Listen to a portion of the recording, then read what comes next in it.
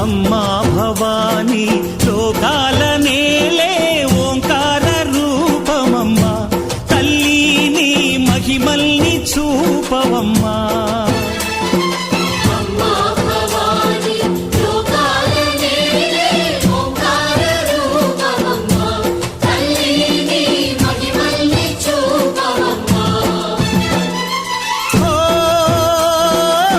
సృష్టికే దీపమా, శక్తికే మూలమా, సింహరథమే నీదమ్మా.